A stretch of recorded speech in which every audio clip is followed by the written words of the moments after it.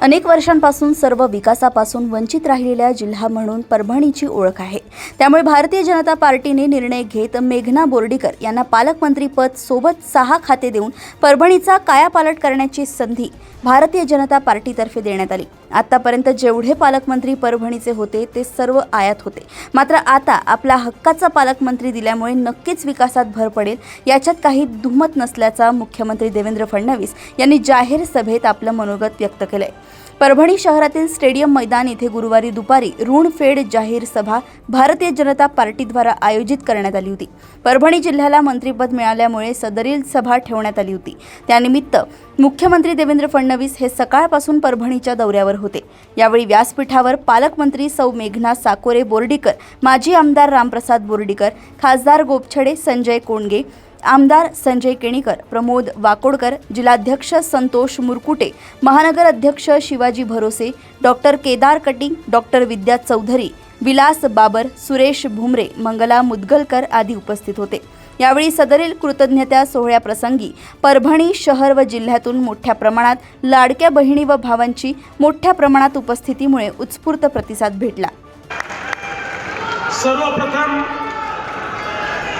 परभणीकरांचे मी मनापासून आभार मानतो की आपण सगळ्यांनी आता नुकत्याच पार पडलेल्या विधानसभेच्या निवडणुकीमध्ये भारतीय जनता पार्टी सहित महायुतीला प्रचंड प्रतिसाद दिला आणि एक मोठा विजय आपण आम्हाला मिळवून दिला आणि आपल्या आशीर्वादांमुळेच पुन्हा एकदा महाराष्ट्रामध्ये अभूतपूर्व विजय मिळवत महायुतीचं सरकार आलं आणि आपल्याच आशीर्वादामुळे मला मुख्यमंत्री पदाची शपथ घेता आली। त्याबद्दल आपल्या सर्वांची कृतज्ञता या ठिकाणी व्यक्त करतो आणि आपले आशीर्वाद प्राप्त करतो। आणि मला या गोष्टीचा आनंद आहे की ज्यावेळी नव्यानं सरकार स्थापन करण्याची संधी मला मिळाली त्यावेळी माझ्या लक्षात आलं भारतीय जनता पक्षाच्या वतीनं काही ना काही कारणाने परभणी जिल्हा दुर्लक्षित राहिलाय। आपण कधीच या जिल्ह्याला भाजपचा पालकमंत्री दिला नाही आणि गेले 10-12 वर्ष तर परभणीला आयातीत पालकमंत्र्याचीच सवय लागलेली आहे।